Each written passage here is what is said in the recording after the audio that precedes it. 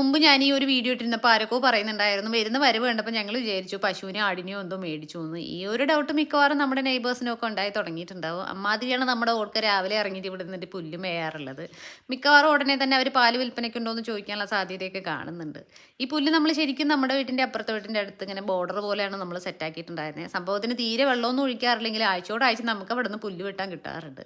പിന്നെ ഈ ഭാഗത്തൊക്കെ നമ്മളിങ്ങനെ അധികം കെയറൊന്നും ആവശ്യമില്ലാത്ത ചെടികളാണ്. ചെടികളെന്ന് പറയാൻ പറ്റില്ല, കറ്റാർ വാഴയൊക്കെ ഇങ്ങനെ നിരത്തി നട്ടിട്ടുണ്ട്. ചെടികളായിട്ട് നട്ടിട്ടുള്ളത് ഇപ്പോൾ 2 ദിവസം മുന്നേ മേടിച്ച ഒരു യൂക്കാ പ്ലാന്റ് ഉണ്ട്, പിന്നെ കുറച്ച് സ്നേക്ക് പ്ലാന്റ്, ലഷ്ല, പിന്നെ നമ്മുടെ ബോൺസായി പീച്ചിങ്ങ. കുറേ പീച്ചിങ്ങയൊക്കെ ഞാൻ നട്ടുവെങ്കിലും നന്നായിട്ട് വള്ളി പോലെ പടർന്നവരൊന്നും കഴിച്ചില്ല. കായ്ച്ചു, പക്ഷേ കുട്ടി കുട്ടി കായ്കളാണ്. ഇദ്ദേഹം മാത്രം വലുതായിട്ടുള്ളൂ.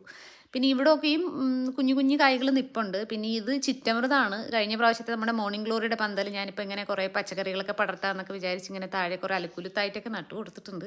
പക്ഷേ മോർണിംഗ് ഗ്ലോറിയൊക്കെ എന്ന് പറയുമ്പോഴത്തേക്ക് നല്ല റോക്കറ്റ് പോലെയാണ് വളർന്നു പോയിക്കൊണ്ടിരുന്നത്. ഇവരിങ്ങനെ പതുക്കെ പതുക്കെ ഇങ്ങനെ വളർന്നു വരുന്നത് തന്നെ ഉള്ളൂ.